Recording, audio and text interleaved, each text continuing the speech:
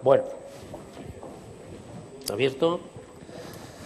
Bueno, tenemos con nosotros a Juan Carrión. Para pasar aquí. Sí, perdona. Que es profesor de SIC y socio de la consultora de transformación VIAP. Yo la ponencia o el taller, más que la ponencia, el taller de Juan lo resumo en 3 preguntas, lanzo 3 preguntas casi. ¿Sirve para algo innovar en la gestión de la empresa? Yo creo que eso es una de las consecuencias que debemos de sacar de este taller. La segunda sería si ante estos cambios tan disruptivos que nos han contado tanto esta mañana, podemos hacer algo. ¿Realmente podemos seguir utilizando los mismos sistemas de gestión o la misma filosofía o la tenemos que cambiar? Y, por último, ¿para qué sirve una cultura de innovación en una empresa y si verdaderamente es posible implantarla no en las macroempresas como en la que yo trabajo, sino en cualquier tipo de empresa? Yo te dejo con las 3 preguntas y muchas gracias, Juan. Muchas gracias. Bueno, buenas tardes a todos. Y lo primero, yo creo que muchas gracias por seguir aquí. Y no estoy solo, esto es una sorpresa muy agradable, encontrar que todavía hay gente a las 6:15 de la gente por aquí, ¿vale? Bueno, me han pedido que os hablara hoy de innovación en la gestión, ¿no? ¿Por qué? Yo creo que os han contado a lo largo del día, sin duda os han contado la cantidad de cambios profundamente disruptivos que están apareciendo en el mundo, no solamente cambios tecnológicos, que seguramente que hoy habéis hablado de muchos, cambios sociales, cambios de todo tipo, culturales, yo diría también. Entonces, en este entorno sabéis que aparecen cosas inesperadas. Taleb, un filósofo que escribió pues hace un par de años un libro que se titula El cisne negro, nos hablaba de esto, ¿no?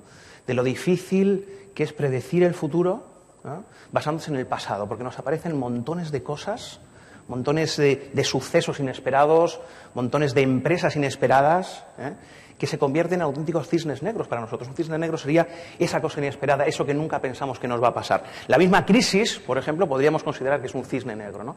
Ese tipo de cosas que no podemos prever a partir de los datos del pasado. Fijaros, yo, mi primer trabajo fue en una empresa que seguramente conozcáis, no por el nombre, sino por los productos que tenía. Era R.J. Reynolds, que seguramente a mucha gente no le suene.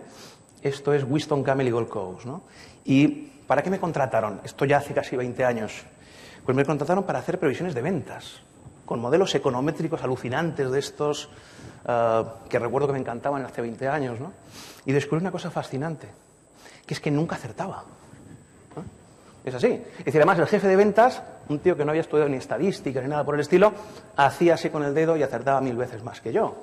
Entonces descubrí, dije, bueno, esto no voy a dedicarme a la estadística porque soy realmente malo con estas cosas. Pero no creo que fuera un problema mío, yo creo que es un problema simplemente de los propios modelos. Es decir, es muy difícil a partir del pasado saber o intentar atisbar lo que podemos tener en el futuro, ¿no? A mí, por ejemplo, para empezar, si queréis, un ejemplo de cómo están cambiando las cosas, ¿no? Todos vosotros posiblemente conozcáis a Lady Gaga, ¿no? ¿Quién no conoce a Lady Gaga en esta sala? Bueno, yo tampoco. Dice, personalmente no, yo tampoco. Pero todos la conocéis, ¿verdad? ¿Sabéis cuánto lleva Lady Gaga cantando? Lleva 4 años. Y la conoce todo el planeta.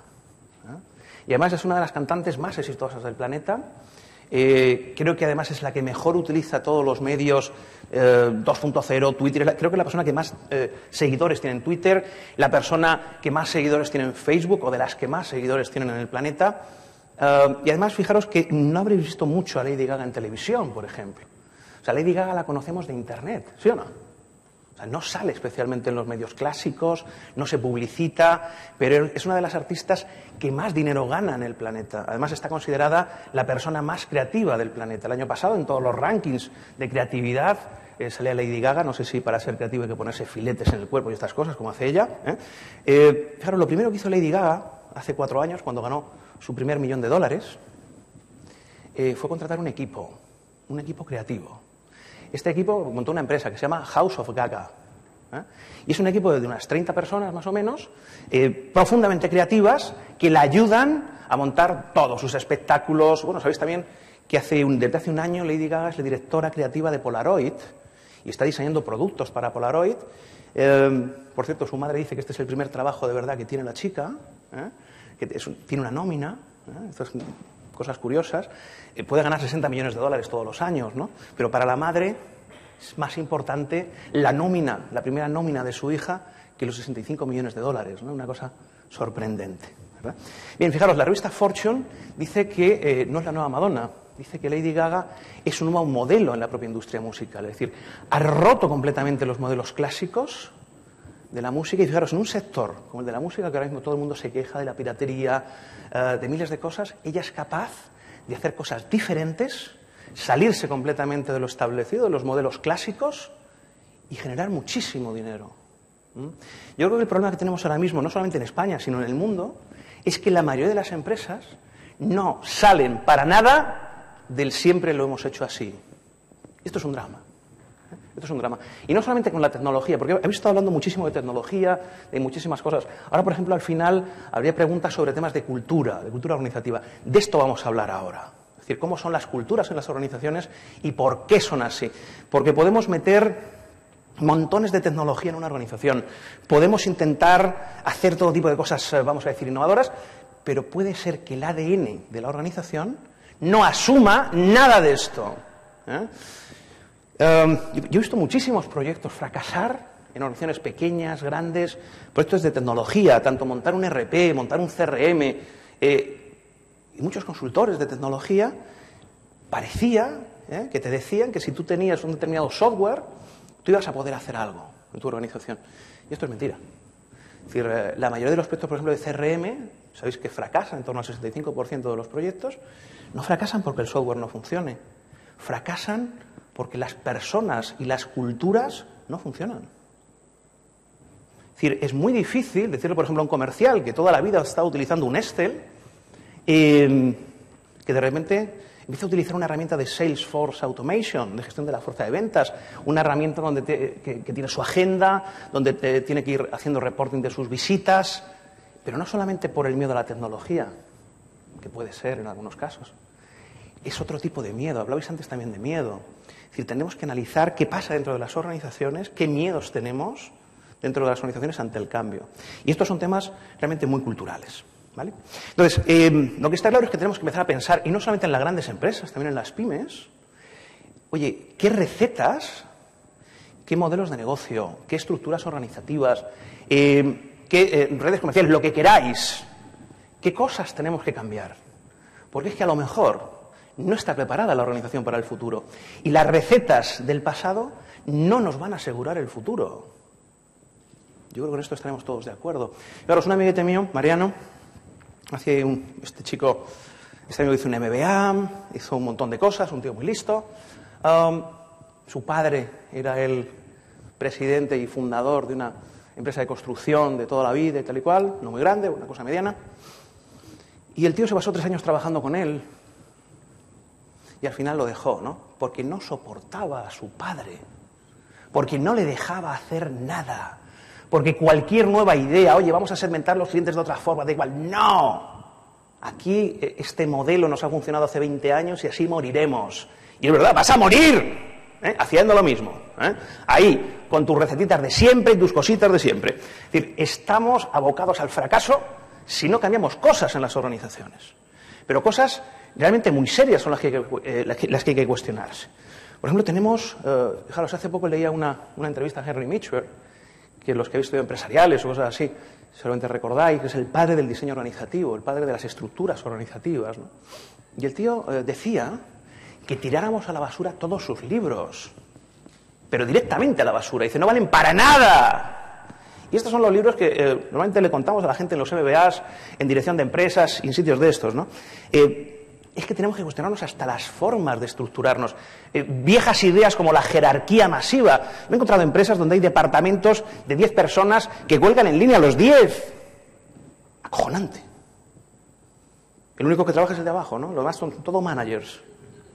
Joder, 9 managers para que trabaje un tío, a lo mejor no es necesario, ¿eh? Lo tendríamos que cuestionar. La jerarquía y otras muchas cosas que ahora vamos a ver, tenemos que empezarnos a cuestionar si esto vale o no vale para generar empresas adaptativas. Porque el gran problema que tenemos es que tenemos empresas realmente muy desadaptadas a todo y fuera completamente de las tendencias. Fijaros, hace unos años, Peter Senge, uno de estos grandes gurús americanos, decía una frase que a mí siempre me ha impactado, ¿no? Y que, fijaos, hoy todavía es más realidad. Esto está escrito en los años 90. Dice que quizás, por primera vez en la historia, la humanidad ha sido capaz de crear más información de la que nadie puede absorber, fomentar más interdependencia de la que nadie puede gestionar y acelerar los cambios a un ritmo que difícilmente podemos seguir, ¿no? Y es así, es decir, tenemos montones de cambios. Por ejemplo, fijaros, hace años teníamos empresas donde tomaban decisiones estratégicas unos pocos señores, los listos. Y todos los demás, que eran tontos, básicamente, o por lo menos en el concepto de empresa eran tontos, no tenían nada que decir sobre nada, ¿eh? Entonces, una mente, dos mentes, tres mentes como mucho, y ni siquiera eso, son las que se encargaban de analizar toda la información, de tomar decisiones estratégicas, y después los demás que las ejecutaran. Bien, es que hoy a lo mejor necesitamos muchas más mentes pensando, es que a lo mejor necesitamos que todo el mundo piense dentro de una organización. ¡Todos!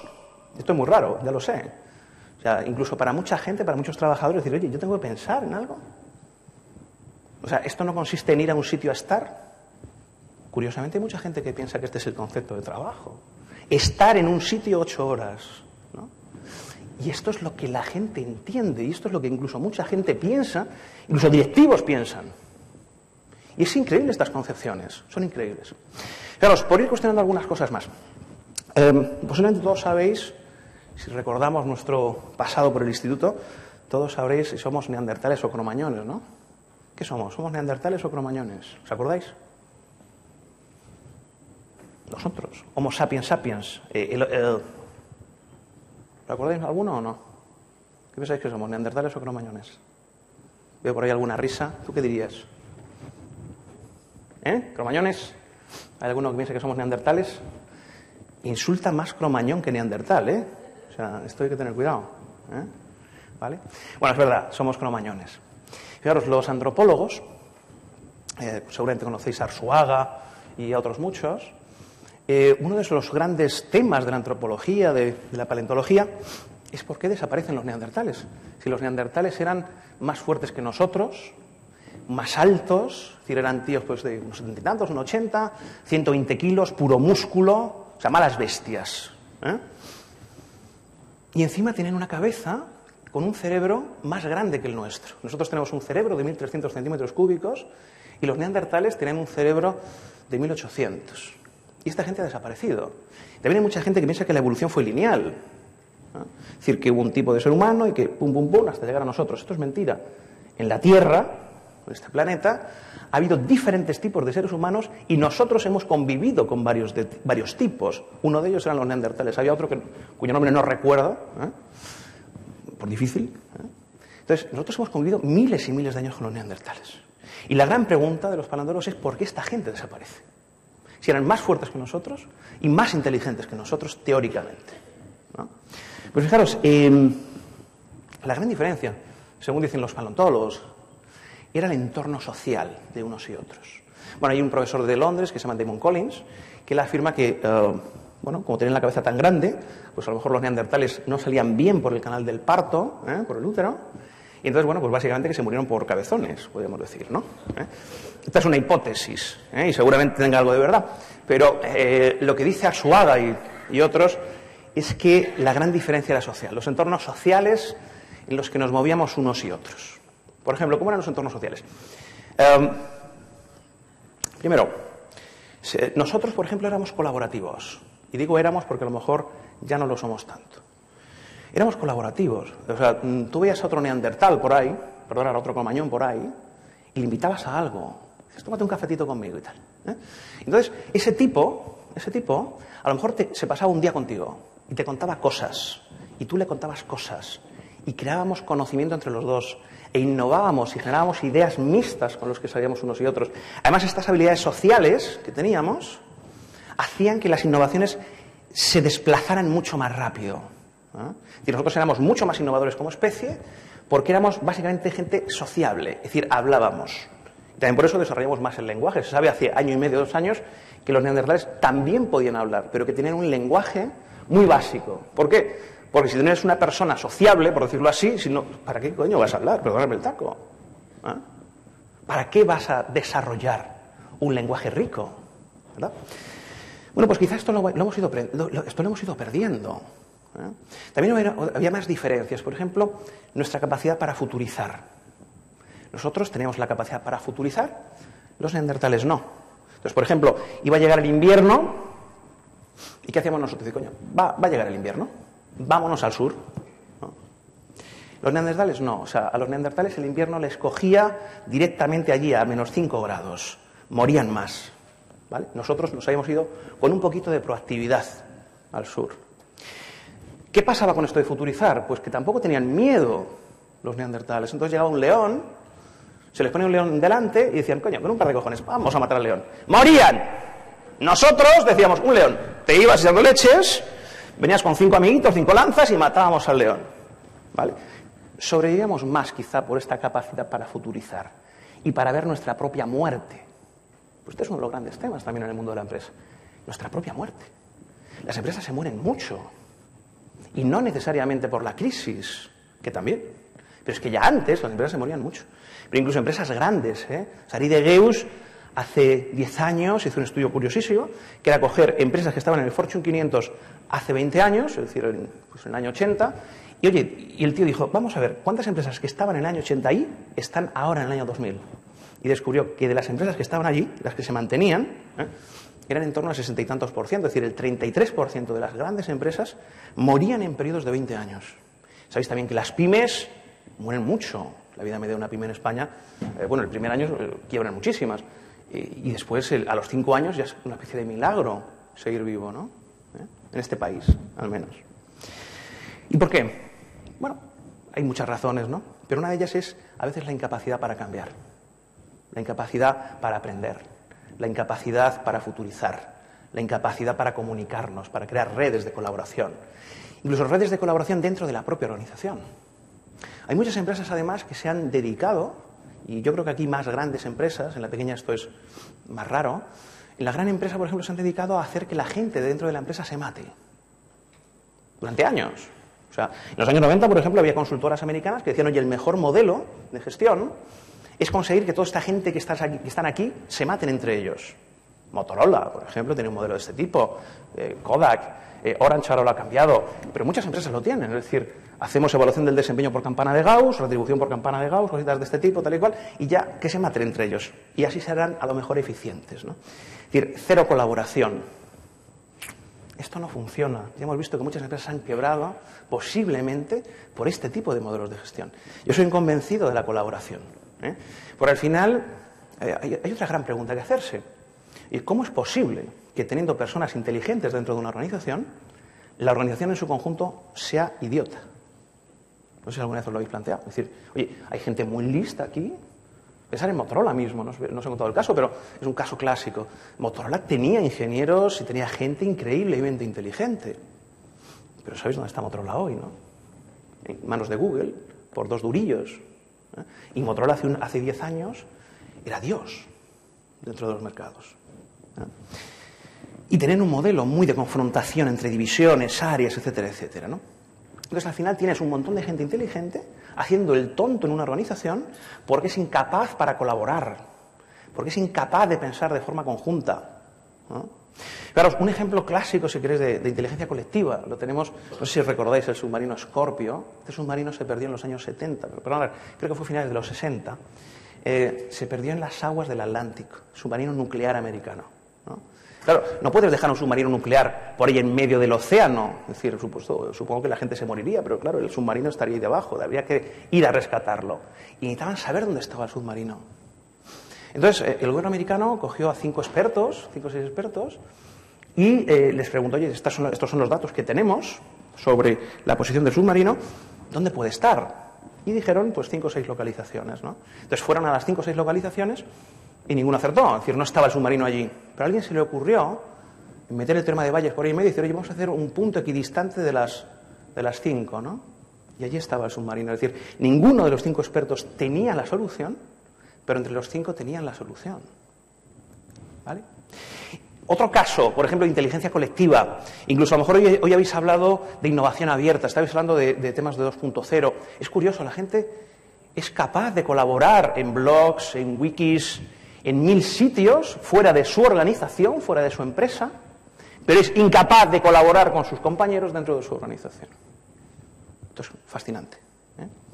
Bien, pues hablando de, si queréis, de compartir, pero no solamente dentro de la organización, si queréis, fuera, hay un caso que es famosísimo, que es el de Goldcorp. Goldcorp es una empresa, son minas de oro, ¿vale? Y esta empresa, en el año 2002, por ahí, 2003, estaba fatal. Es decir, no encontraban oro en ningún sitio, tenían un montón de minas, se habían gastado una pasta en minas, tal y cual, pero no encontraban oro. Entonces, el presidente de Goldcorp fue a una conferencia y le hablaron de innovación abierta, de Open Innovation. Entonces, el tipo dijo, joder, vamos a intentar hacer algo de esto. ¿Y qué hizo? Poner toda la información de su empresa la puso directamente en Internet, a disposición de todo el mundo. Hombre, entiendo que aquí lo interesante es que esta información la leyeran geólogos y cosas por el estilo. Entonces, lo que les decía, les lanzaba un reto. Les decía, oye, quien encuentre oro en mis minas, quien me diga dónde hay oro, yo le doy $80.000, así por la buena, simplemente por decirme un sitio. Él compartía absolutamente todo lo que tenían dentro de la organización, lo puso a disposición de la gente y la gente le respondió. Le respondieron 60 y tantas personas. Y 50 y tantas, creo que 56, acertaron. Es decir, había oro donde esas personas habían dicho. Es que a lo mejor todas las respuestas no las tenemos dentro de nuestra organización. A lo mejor tenemos que ser capaces también, no solamente de colaborar dentro, sino de colaborar con otros agentes externos que nos permitan ser más innovadores, como los cromañones. Es decir, colaborar con otros, en redes, a lo mejor. Y esto es lo que hizo Goldcorp. ¿Vale? Entonces, nos encontramos en una balanza, siempre, si queréis internamente, externamente, entre la competencia y la colaboración. Por ejemplo, cuando estamos en el formato interno, si queréis, de competencia, al final el conocimiento se vuelve poder. Nos quejamos todos de que no se comparte nada en nuestras organizaciones, de que la gente al final coge ese trocito de nada de su información y se lo guarda, ¿no? Pero también hay una cosa curiosa, que es que en muchas empresas la gente no se siente de la empresa. Se siente de su departamento, de su área, de su puesto, pero no se siente de la organización. Esto también es una cosa curiosísima, porque al final la colaboración es bajísima entre áreas y además la gente que está en marketing piensa que todo en la vida es marketing, o la gente que está en logística piensa que todo en la vida es logística y que lo más importante de todo en una empresa es la logística. Y los de recursos humanos lo mismo, y los de finanzas lo mismo, pero al final nadie se da cuenta que todo es importante. Y que la colaboración entre todos es importante. Fijaros, nosotros nos dedicamos a la consultoría, ¿no? Y al final ves muchas empresas y ves cómo funcionan. Y es curioso porque a veces los consultores, para lo que nos usa la gente, es para poder hablar. Porque la gente de forma natural no habla dentro de su organización. Y además tienen lenguajes completamente diferentes. Nadie se ha preocupado por entender el lenguaje del otro, por saber lo que hace el otro. Claro, yo estuve muchos años trabajando en Sun Microsystem, como adjunto a la dirección, y recuerdo que un día me vino el director financiero de la época y me dice, oye, Juan, ¿nosotros exactamente qué hacemos? Llevaba 2 años en la empresa, con un par, y estaba en el comité de dirección. Y el tío no se preocupó ni siquiera por saber qué hacía la empresa. Hombre, vale que no entenderás mucho, porque son temas tecnológicos, tal y cual, pero por lo menos preocúpate un poquillo. Porque si no, ¿qué vas a hacer tú en un comité de dirección exactamente? Entonces, al final, ¿qué estás? Con tu balance y tu cuenta de resultados y punto y pelota. Sin visión global, sin nada, ¿no? Y esto es lo que nos pasa, es decir, no tenemos ese sentimiento de equipo dentro de las organizaciones a veces, ¿no? Y es tremendo, ¿no? Porque yo creo que la colaboración es tremendamente positiva dentro de una organización y además genera muchísima innovación, ¿vale? Después nos encontramos, y hablabais antes de cultura, nos encontramos con que vivimos todavía en culturas del Pleistoceno. La mayoría de las ideas que manejamos en dirección de empresas, y es que muchas de ellas todavía se siguen enseñando en escuelas de negocios y en universidades, son ideas del siglo XIX. O sea, si escogéis un libro de Max Weber, si escogéis un libro de Taylor, o si escogéis cualquiera de estas cosas, veréis sorprendidos que si lo lees hoy, y hace siglo y medio que esto se escribió, esto es actual. Y esto es un drama. Y esto es un drama. Porque fijaros, estamos hablando de una concepción totalmente mecanicista de la organización. Estamos hablando, por ejemplo, Max Weber. Max Weber es el padre de las burocracias. Y él decía que la mejor forma posible de organizarnos era la burocracia. Además, él pensaba en que una organización fuera casi organizar una empresa era para él como programar. Si alguno ha programado alguna vez, es decir, tener todo escrito, todo lo que se va a hacer, los procesos.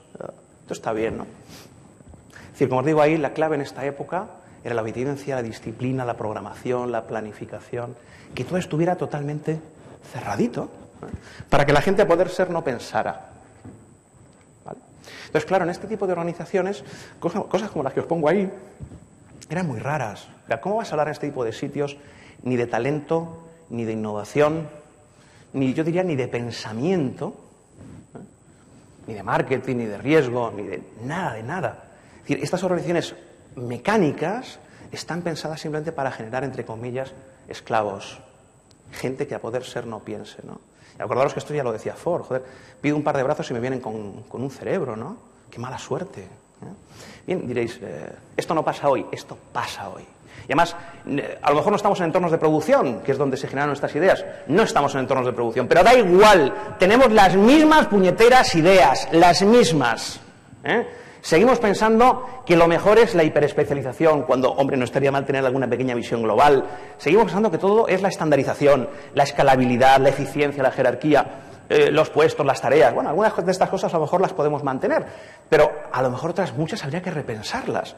Fijaros, el otro día hace un par de meses, estaba en Sevilla y estaba con un cliente y volvía a mediodía a Madrid y cojo un AVE a Madrid. Cogí el AVE a las 3:30 de la tarde. Llegué a Santa Justa a las 2:30. Y digo, voy a comer algo. Me quedaba ahí una orilla para comer algo rápido. Digo, quiero un bocadillo de jamón y queso. Y me fui al restaurante del lado, al primero. Santa Justa entras, al primero de la izquierda. Si pasáis por ahí se lo decís, lo que os voy a contar. Entonces llego allí, además mañana voy a Sevilla otra vez. Les iré a hacer una visitilla. Bien, y les digo, oye, quiero un bocadillo de jamón y queso. Dicen, no tenemos bocadillo de jamón y queso, tenemos bocadillo de jamón. Digo, hombre, tampoco creo que cueste mucho hacer un bocadillo de jamón y queso, quizás. ¿Tenéis queso?, les pregunté. Dice, sí. Digo, bueno, ¿y cuál es el problema? Dice, bueno, no tengo una tecla para cobrarte el bocadillo de jamón y queso. Digo, hostias, ¡no tienes tecla! Bien, entonces ya flipé un poco en esta primera interacción, ¿no? Me quedé ahí alucinado. Digo, bueno, pues venga, no pasa nada, pues ponme el bocadillo de jamón y un par de lonchitas de queso aparte y me las cobras, que no pasa nada, las pago. No, es que no tengo tecla para las lonchitas. Digo, vaya, yo le insinué, digo, hombre, pues regálamelas, ¿no? El tío dijo, no, aquí no se regala nada, ¿no? Pues además, si te las regalo, es que no nos va a salir el control de stocks, ¿sabes? Porque parece ser, según me decía, que todas las lonchitas estaban casi numeradas. Que te quedas acojonado con el hecho, ¿no? Y dices, bueno. Entonces, digo, bueno, pues no puede ser esto y tal. Al final ya desesperado, porque yo ya me cabré un poco, ¿no? Le dije, oye, venga, pues ponme un bocadillo de jamón y un bocadillo de queso. Duplico costes, pero bueno, me como el bocadillo de jamón y queso. No puede ser tampoco. No tengo tecla para cobrar el bocadillo de queso. No estaba en la puñetera carta el bocadillo de queso tampoco. El queso lo tenían para otros platos, no sé qué, tal y cual. Yo ya desesperado, ¿no? Le digo al tío, mira, póngame usted un bocadillo de jamón y queso, me voy. Entonces de repente sale el tío de la cocina. Vienen otros camareros. Diciendo, oiga, tómese usted el bocadillo de jamón, ¿no? No sea problemático. Me quedé acojonado allí, ¿no? Diciendo, bueno... y se me acerca uno así en plan mafioso y tal. Oiga, está siendo problemático, pues no se va y tal. Y yo, acojonado allí. Diciendo, pero ¿cómo es posible que te echen de un sitio por pedir un bocadillo de jamón y queso? Me fui, lógicamente, rápidamente al restaurante al lado y, por supuesto, me dieron mi bocadillo de jamón y queso, ¿no? Bien, estamos hablando de este tipo de organizaciones. Este tipo de organización ha perdido una venta. ¿Por qué? Pues básicamente porque alguien ha intentado organizarlo todo, pues sus procesitos, sus cositas, pero la gente que está allí no tiene la posibilidad de pensar. Es más, yo pensaba después de esto, decía, hombre, si hubiera estado aquí el dueño, a lo mejor hubiera hecho lo posible por darme el puñetero bocadillo de jamón y queso. Pero la gente que tenía allí no hizo nada, porque ellos simplemente seguían reglas, seguían normas. Y fijaros, esto ya lo decía Merton en el siglo XIX, un contemporáneo de Weber, Dice, oye, esto de las burocracias, la eficiencia, tal y cual está muy bien, pero aquí hay un problema que él lo llamaba ritualismo burocrático, que mola el nombre, ¿no? Dice, y esto es que por seguir el proceso, por ser obedientes, tal y cual, al final la gente ni siquiera piense en la globalidad de la organización. Simplemente lo importante para ellos es seguir el protocolo y el proceso, ese ritualismo burocrático, ¿no? Y esto es totalmente desadaptativo para una empresa. Es decir, una empresa debe ser capaz de hacer bocadillos de jamón y queso,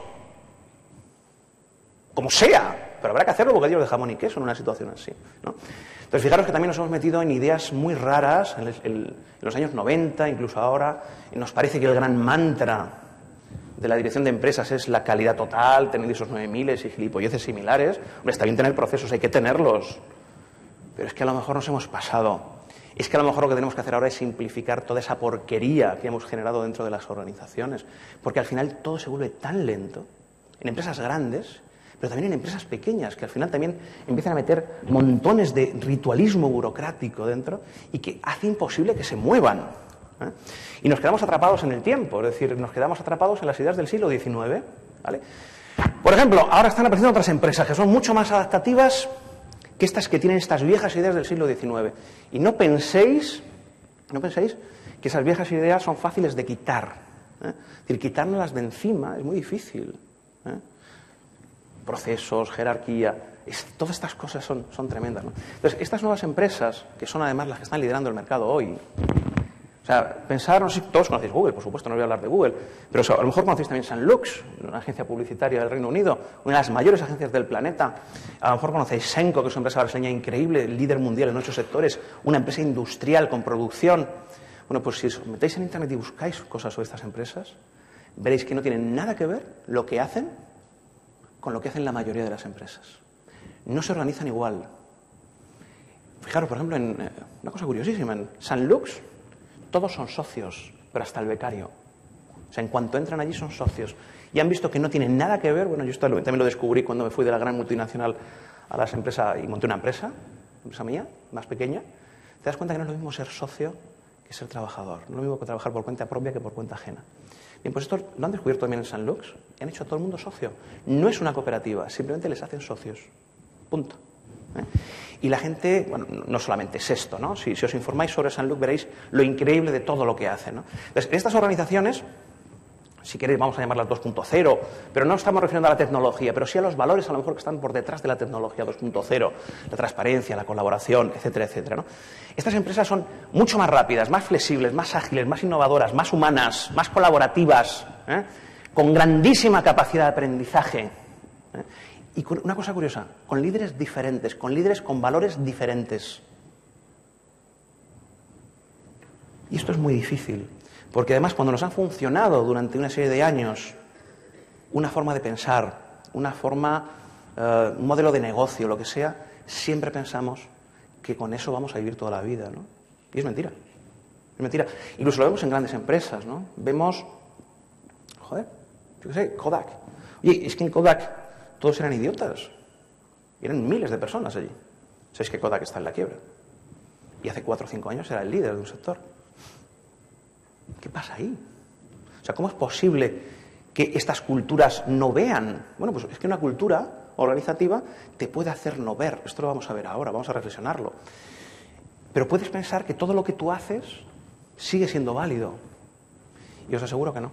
De hecho, fijaros, un amiguete que tiene 37 años, el tío tiene una novia de 24 o 25, ¿no?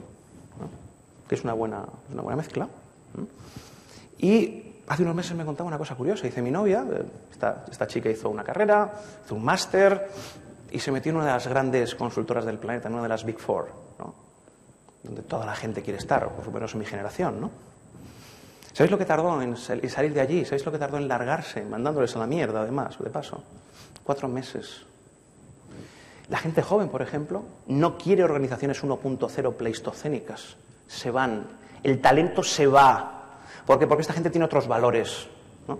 Entonces, ¿qué me contaba este amigo? Dice, bueno, pues mira, esta chica entra allí, su novia entra allí, no le dejan utilizar la tecnología que conoce.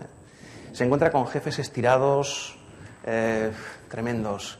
Se encuentra con procesos del Pleistoceno, se aburre. ¿eh? No le dejan hacer nada, pensar nada, cambiar nada. ¿Qué dice? Me voy. Además, lo que hizo esta chica, por lo que me contaba, es el último fin de semana que estuvo en la empresa, cogió, hizo un informe de 10 páginas y le dijo a su jefe por qué se iba. Y que era todo lo que no le gustaba de la empresa. Dijo, oye, os quedáis. Se lo puso así encima de la mesa y dijo, mira, iros de la mierda. Ya cuando cambiéis algunas cositas, ya me llamáis, pero no os merecéis que yo trabaje aquí. Hombre, yo pensaba, digo, bueno, porque no tiene una hipoteca, a lo mejor. Esto puede ser importante, este dato, quizá.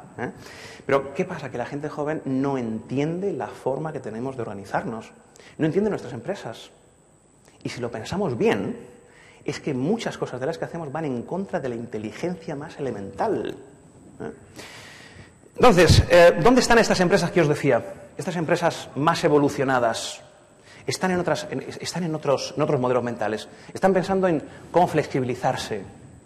Oye, ¿por qué el trabajo tiene que ser algo que hagamos de 9 a 6 o a 7? ¿Por qué no podemos tener ciertos ámbitos de libertad? Por ejemplo, en mi empresa, a nosotros a la gente no le ponemos un horario estricto. Bueno, en consultoría yo creo que esto muchos sitios se hace, ¿no? Es decir, a mí me importa un pimiento que la gente esté a las 9 en punto. Esto es lo de menos. A mí qué me importa, que la gente contribuya, que la gente haga bien su trabajo. Si hay que hacer proyectos, tienen que estar perfectos. No puede salir nada que no tenga una calidad extraordinaria. ¿Me seguís? Pero, ¿qué más me da que estén a las 9, a las 9 y cuarto, a las 9 y media o a las 10? Como si una persona no quiere venir una mañana y se queda en su casa trabajando. Yo mismo, hay tardes que digo, oye, tengo que hacer un informe, no sé qué, tal y cual. Me voy a casa 2 o 3 horas y me cunde como un día completo en la oficina. Es decir, flexibilidad y normalidad. Pero claro, para esto hace falta gente responsable. Y para esto hace falta tener unos procesos de selección muy buenos. Porque a lo mejor no todo el mundo está capacitado para trabajar siendo libre. Porque hemos pensado organizaciones que lo que básicamente hacen con la gente es no dejarle ningún tipo de libertad, ningún ámbito de libertad. Y entonces después nos parece raro que la gente sea reactiva. No es tan raro, es lo normal. Es decir, el propio sistema genera gente reactiva y gente que no pone en valor su talento. ¿Vale? Entonces necesitamos otro tipo de organizaciones. Pero hace unos años, trabajando con una empresa de construcción grandota, el gran debate en un comité de dirección era si seguir fichando o no. Que te sonaba como a pleistocénico, ¿no? Y dices, pero ¿se sigue fichando? Sí, la gente fichaba. Bueno, hay mucha gente que ficha. Y fijaros, ellos tenían un horario flexible de 9 a 9 y cuarto. Gran flexibilidad, por otro lado. Entonces, si alguien llegaba más allá de las 9 y cuarto, 3 veces al mes no cobraba su variable, ¿no? ¿Qué les había pasado ese mes? Pues lo que había pasado era que 4 personas se habían pegado un piñazo con el coche en el carril bus cerca de la oficina a las 9 y 5, 9 y 10, intentando llegar a su hora. Y el gran debate era el debate de las bajas. Joder, ahora están de baja y tal, qué putada. Coño, pero si lo has generado tú. O sea, ¿qué políticas tan raras son esas? ¿Qué mentes piensan este tipo de cosas, ¿no? Claro, yo cuando entré en Sun Microsystem, y quizá por eso tengo estas ideas, ¿no? Lo primero que me dijeron en Sun es, nunca vengas a las 9. Todo el mundo va a las 9. Tú quieres llegar aquí a las 9, vas a tener que salir de tu casa a las 8 menos cuarto. Pero si quieres llegar a las 9 y media, a lo mejor que salgas a las 9 y 10. Joder, y tienen razón. Entonces, te levantabas por la mañana, leías tu mail y a las 9 salías para la oficina, llegabas a las 9 y 20, 9 y media. Y todavía había gente que no había llegado. Pero es que no pasaba nada. La flexibilidad es buena. Porque además hay personas que trabajan mejor a primera hora de la mañana, gente que prefiere trabajar por la tarde. Bien, pues démosle a la gente lo que quiera. Diversidad. Tengamos gente diferente dentro de nuestras organizaciones. ¿Por qué todo el mundo tiene que ser ingeniero de teleco? ¿Por qué todo el mundo tiene que ser economista? No, es que en esta empresa somos de teleco. Pues tienes un problema, porque posiblemente seas poco creativo. La diversidad genera creatividad, genera innovación. Co-crear, tener espacios en las empresas para co-crear juntos, para pensar cómo resolver problemas juntos. Colaboración, que os hablaba antes, que es tan escasa a veces. Participación. Oye, es que a lo mejor el becario que acabas de contratar es más listo que tú. Y esto hay que tener la humildad de asumirlo, aunque tengamos 40, 50 o 60 años. Que es que el becario que acabas de contratar puede ser más listo que tú. Que participe, pregúntale. Que tenga voz. Que todo el mundo participe. Que tengamos muchas mentes en la empresa pensando. Y no simples esclavos, como en el modelo anterior. horizontalidad, es decir, ¿para qué tanta jerarquía? Si el gran reto es cómo horizontalizamos, cómo nos aplanamos, cómo generamos esos mecanismos horizontales de coordinación, transparencia en el funcionamiento, autogestión, es decir, que la gente misma se gestione. O sea, ¿por qué alguien te tiene que pedir permiso? ¿Por qué una tarde tiene que llevar a su mujer al médico? Que lo haga. Tendrá que ser responsable de su trabajo después. También es verdad que hay puestos y puestos, sitios y sitios para esto, ¿vale? Pero ¿qué pasa? Que estamos metidos en un mundo donde, que alguien nos contó, y fijaros, a mí me recuerda mucho el de esta novela, no sé si conocéis Planilandia, Es un librito que podéis descargar de internet. En este librito lo que tenemos es un cuadradito que viene en un plano, ¿no? Y que empieza con el tío soñando que se va a un mundo que se llama Linelandia. Y entonces él se convierte en una línea. Y le intenta contar a los habitantes de Linelandia que él vive en un mundo en el que hay otra dimensión. Claro, por supuesto no lo entienden, ¿no? ¿Qué hacen? Intentar pegarle una paliza. En ese momento se despierta, ¿no? Entonces vuelve a su mundo en el plano y por la tarde de ese día se va a trabajar y por la tarde pues le va a dar una lección a su sobrinito, que era un pentágono, una lección sobre la relación entre las potencias y la geometría. Entonces pues le empieza a contar pues lo que significa en geometría pues un número, cualquier número elevado a 1, elevado a 2, tal y cual. Y cuando llega a la tercera potencia dice, oye, esto no tiene ninguna representación gráfica. Entonces le dice su sobrino, oye, ¿y por qué? Si el resto de las potencias tienen, tal y cual, ¿por qué la tercera no? Entonces le dice, bueno, hijo, no tienes ni idea, vete a tu casa con tus padres, y le echa por ahí, ¿no? Entonces por la noche, él está ya dormidito en su casita, en su camita, y aparece de repente una voz que le dice, oye, tu sobrino no es tan burro, hay una tercera dimensión, era una esfera que estaba llegando, se estaba metiendo encima de su casa, y al principio no veía nada, ¿no? Entonces en un momento aparece un punto que era, estaba tocando la esfera con el plano. Y de repente ese punto se convierte en un círculo más grande, tal y cual. Entonces le empieza a contar lo que era la tercera dimensión. Y por supuesto no lo entiende. Y entonces lo que le dice, oye, te voy a llevar a la tercera dimensión. Y le lleva, se mete en una especie de túnel como en las películas, donde aparece en otro mundo. Entonces el cuadradito empieza a ver esferas, empieza a ver cubos, se queda alucinado, etcétera, etcétera. Y claro, dice, oye, ¿por qué no me llevas a la cuarta dimensión? Por supuesto la esfera. Dice, mira, no tienes ni idea, no hay cuarta dimensión, tal y cual. Y le devuelve al plano, ¿no? Cuando llega a su mundo, en el plano, le intenta contar a sus amiguitos lo que había visto en la tercera dimensión y, por supuesto, le meten en la cárcel. Y bueno, no os cuento más para que lo leáis. Quedan 2 páginas de novela, tampoco es mucho, ¿vale? Pero, ¿qué nos quiere decir esto?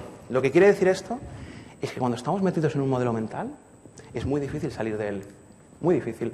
¿Por qué? Porque la cultura organizativa, las formas de trabajar que hemos tenido en las empresas y que hemos creado para nuestra propia empresa, son muy difíciles de cambiar. Por ejemplo, ¿recordáis esta escena? En Cadena Perpetua, es una de mis películas favoritas. Esta escena, Morgan Freeman le decía a Tim Robbins, iba a salir de la cárcel, si recordáis, le decía que él ya estaba institucionalizado. ¿Os acordáis de esto? A lo mejor os suena, ¿no?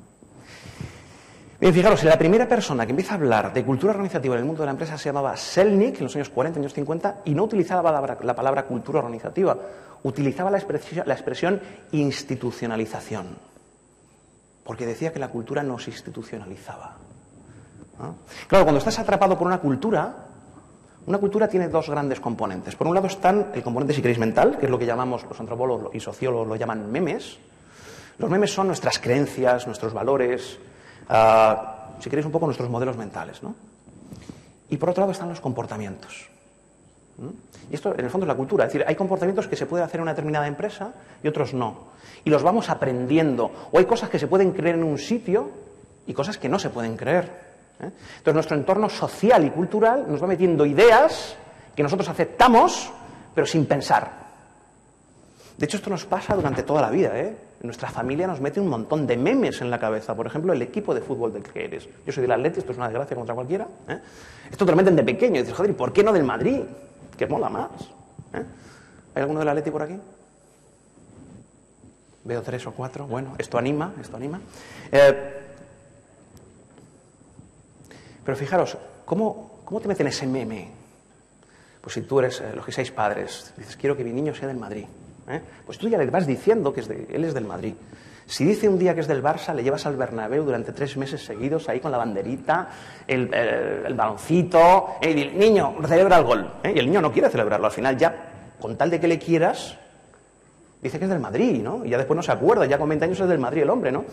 Pero eso se lo has metido tú ahí a fuego, ¿no? Bueno, pues en las empresas pasa lo mismo. Y hay montones de ideas que tenemos que alguien nos ha metido y no sabemos por qué. Por ejemplo, imaginaos que entráis en una empresa nuevos y que alguien está trabajando contigo una tarde, llevas 3 días trabajando, y alguien te dice, mira ese que se va. Dice, este se va a la tarde libre. A lo mejor son las 7:30 de la tarde, ¿no? ¿Qué te está diciendo? Como te vayas antes de las 7:30 o por las 7:30, te criticaré. Te criticaremos todos. Entonces tú ya aprendes que no te puedes ir. Y dices, pues va a ser que tengo que estar hasta las 10 de la noche. Y te parecerá normal. Yo, por ejemplo, cuando trabajaba en Blue Sea, que esto era una empresa de McKinsey y tal, oye, es que me parecía normal estar trabajando hasta la 1 de la madrugada. Y el entorno social te convence de esto. O cuando estás en cualquier organización, alguien te dice, tu director general te dice, no, es que el modelo de negocio yo te lo voy a contar, porque yo sé de qué va esto. Y ya no hay más cuestión. Nada que cuestionar ahí. Solamente tienes que aceptar. Y si un día osas pensar y decir, oye, se me ha ocurrido esto, y dices, mira, aquí no se te paga por pensar, se te paga por venir. Dices, coño, ahí estamos. Esto es un liderazgo innovador. Claro, después nos quejamos, ¿no? Fijaros, barreras culturales que tenemos. Ahí tienes algunas frases fantásticas que se escuchan en muchísimos sitios, que todos a lo mejor alguna vez hemos dicho. Pero tenemos que pensar muy bien esto, Siempre lo hemos hecho así. ¿Y qué? O sea, si alguien te propone una nueva forma de hacer un proceso, de simplificarlo, un nuevo modelo de negocio, lo que sea, por lo menos piénsalo. Por lo menos. O gente que dice, oye, si nos va bien, si ganamos dinero, ¿para qué cambiar nada? Bueno, pues es que si no haces nada, a lo mejor en 6 meses ya no lo ganas. O yo voy a seguir haciendo las cosas como siempre, si no las quieren cambiar, que cambien. Bueno, o ya somos los mejores en este tema, ¿para qué vamos a cambiar? Yo ya lo sé todo, soy el mejor. La prepotencia en muchas personas, ¿no? O nunca nos equivocamos. Esto implica miedo. Mucha gente nunca se equivoca jamás en ningún sitio. Esto es lo que refleja, es decir, si no podemos asumir que nos hemos equivocado en una empresa, asumir un error, es que en esa empresa hay miedo. Y es que seguimos, o sea, el modelo taylorista y fordista y de Weber, este 1.0 que os contaba, es que es un modelo basado en el miedo, no en la confianza. En el miedo. La gente trabaja por miedo. Y claro, ¿cómo vas a asumir un error en un entorno así? Pero de los errores se aprende. Si tú, pensar en vuestras empresas, alguien piensa algo, un producto, un proceso, lo que sea, innovador, sale mal, lo echamos al día siguiente a la calle. Bueno, esperamos un mes. ¿Cuánta gente de la organización va a atreverse a decir nada? Va a atreverse a pensar nada. Al final lo que harás será quedarse en lo de siempre, ¿sí o no? Porque ¿para qué arriesgar? De hecho, fijaros, en el mundo de la empresa nos gustan más los conformistas y los obedientes que los innovadores y creativos.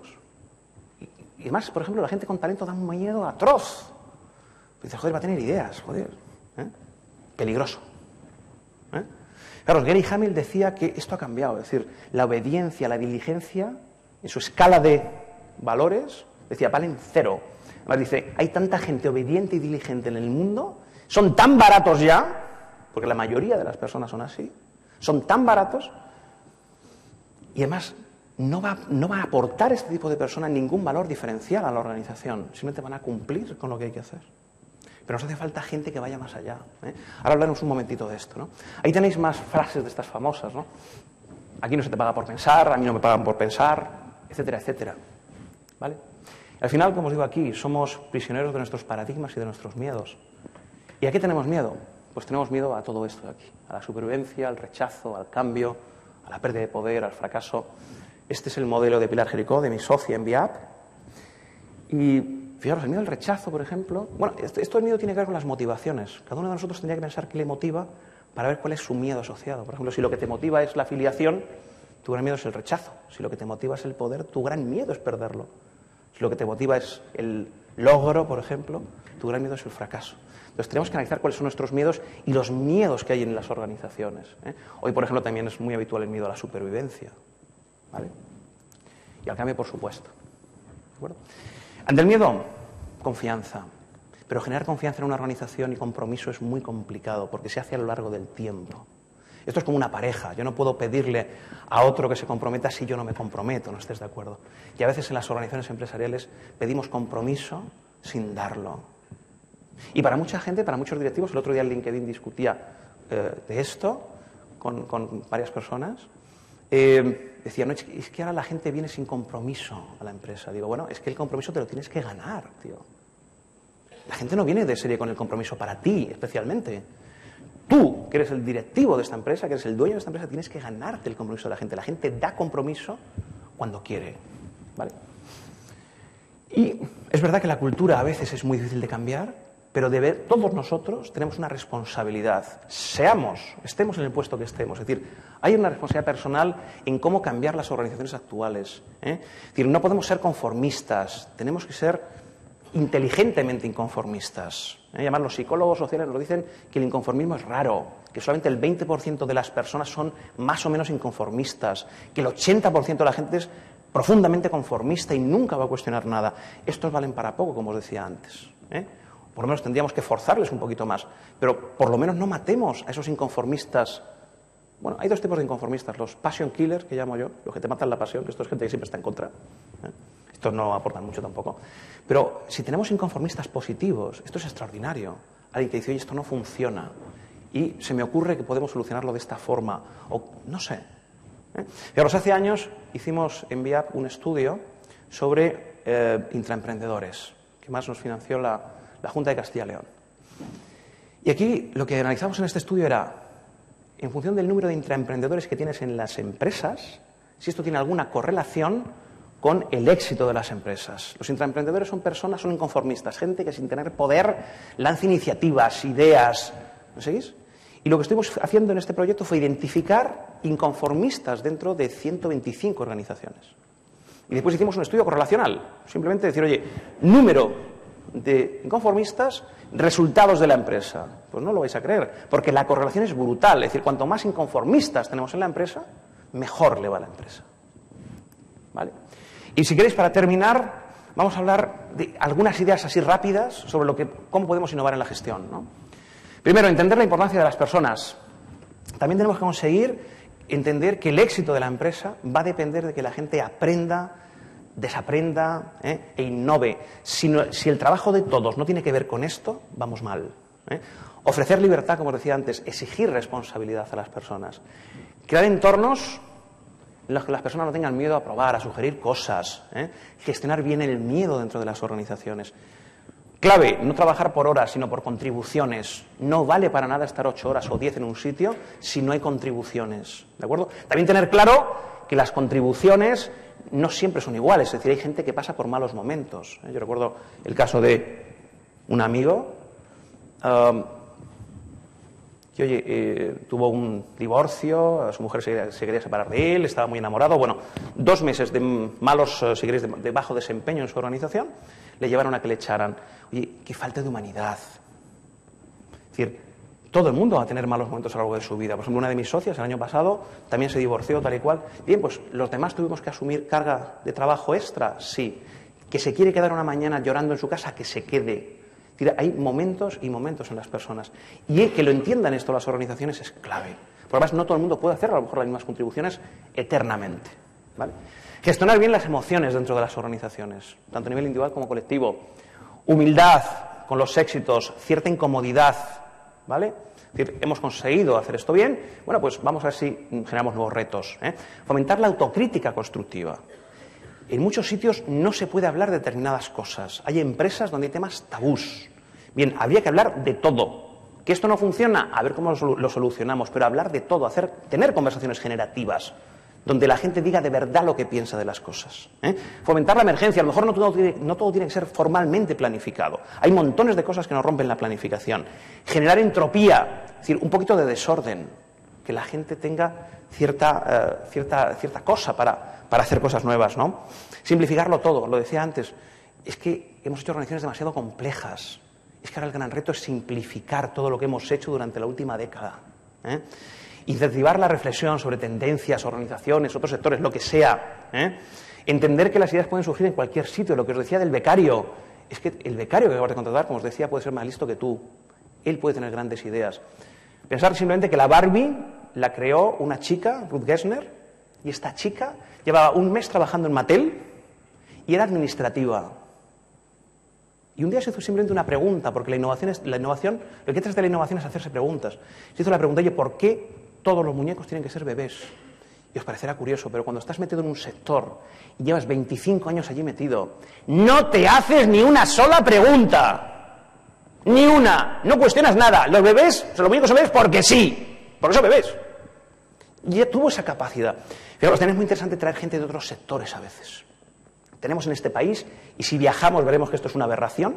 Yo estuve trabajando en Estados Unidos y he estado por diferentes países de Europa y te das cuenta que la gente tiene otro tipo de carreras. No siempre trabajan en el mismo sector. Son infinitamente más creativos que nosotros en algunos ámbitos porque tienen vidas ricas. ¿Por qué en España, si caes en marketing, te mueres en marketing? Si caes en las telecos, te mueres en las telecos. Si caes en el sector de la construcción, te mueres en el sector de la construcción. Es que a lo mejor ni te gusta el sector, ni te gusta tu trabajo. Bueno, pues en este país, curiosamente, somos así de endogámicos. No pasa fuera. ¿Vale? Después, acabar con el poder de lo que llamo directivos Gollum. Estos de mi tesoro. Esta gente que no comparte, sus chiringuitos, sus cositas.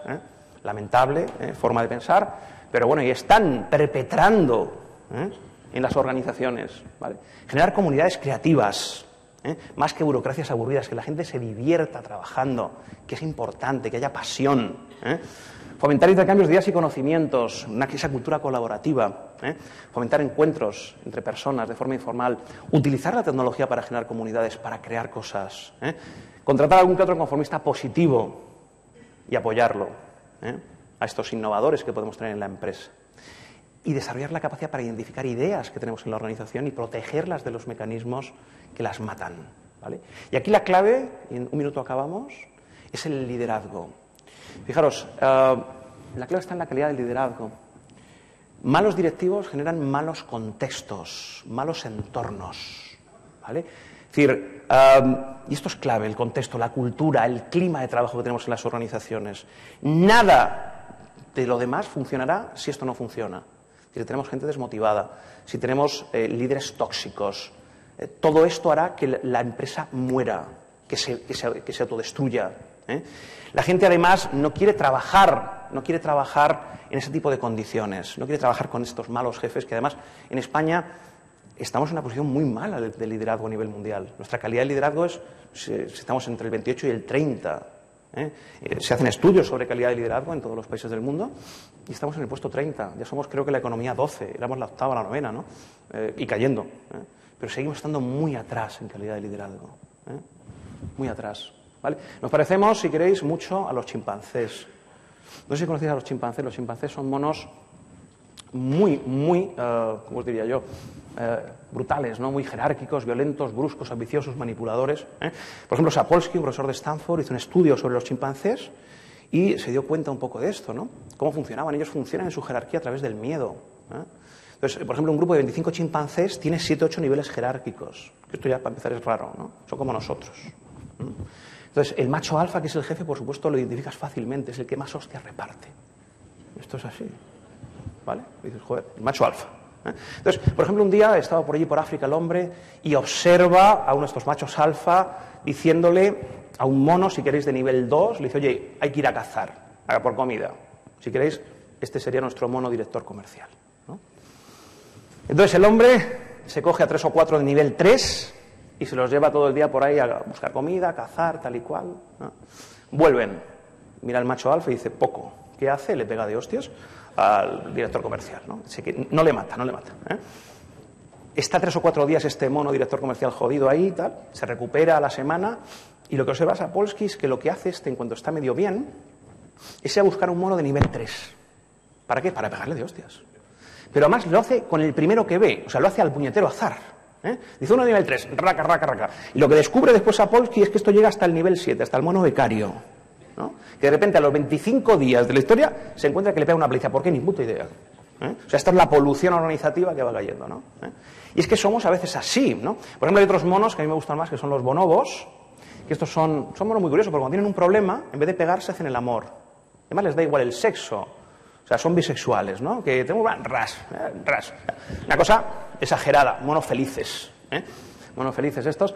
Hombre, no hace falta ni una cosa ni la otra, pero quizá hacer un hibridillo no estaría mal, ¿eh? También una cosa curiosa, los bonobos. ¿Quiénes son los jefes en los grupos de los bonobos? Las mujeres. Tienen una mujer alfa y no pega de leches, ¿vale? Quizá tenemos que aprender algo de esto, ¿no? Fijaros, os decía, clave la que lee el liderazgo. ¿Por qué? Porque en las encuestas sale que lo hacemos mal, ¿eh? Fijaros, en las encuestas de Gallup se dice que el 25% de los trabajadores afirman que no trabajan al máximo de su potencial. Es decir, la gente no trabaja con todo su talento, desaprovechamos el talento de la gente, ¿eh? El 50% dicen que hacen el mínimo esfuerzo para conservar el empleo. El mínimo. Y el 75% dice que podría dar muchísimo más de sí, que no se le aprovecha en su empresa, ¿eh? Fijaros, también en estas encuestas dicen que creo recordar que el 39% de las personas, los trabajadores, mandarían a su jefe al psicólogo. Pero piensa que está loco. O sea, tenemos un problema, ¿eh? Bueno, ya para acabar, simplemente esta reflexión de Keynes, de Keynes, dice, la verdadera dificultad al cambiar el curso de cualquier organización reside no en desarrollar nuevas ideas, sino en librarse de las viejas. Y este es el problema que tenemos hoy. Librarnos, quitarnos la costra de las ideas viejas, ¿vale? Pues nada más. No sé si queréis alguna reflexión. 5 minutos porque me he pasado un cuarto de hora, ¿no? Vamos mal. Vamos mal. Vamos a pasar a intervenciones, no, que, si os parece, si hay alguna. ¿Algún voluntario para Juan? Creo que has tenido mucha suerte con el auditorio, pero también llevan aquí algunos de ellos, pues... Desde las 9 de la mañana. Desde las 9 de la mañana, ¿no? Y la verdad ya está cansado. Bueno, pues yo agradecerte, Juan, la ponencia y, desde luego, el haber compartido con nosotros.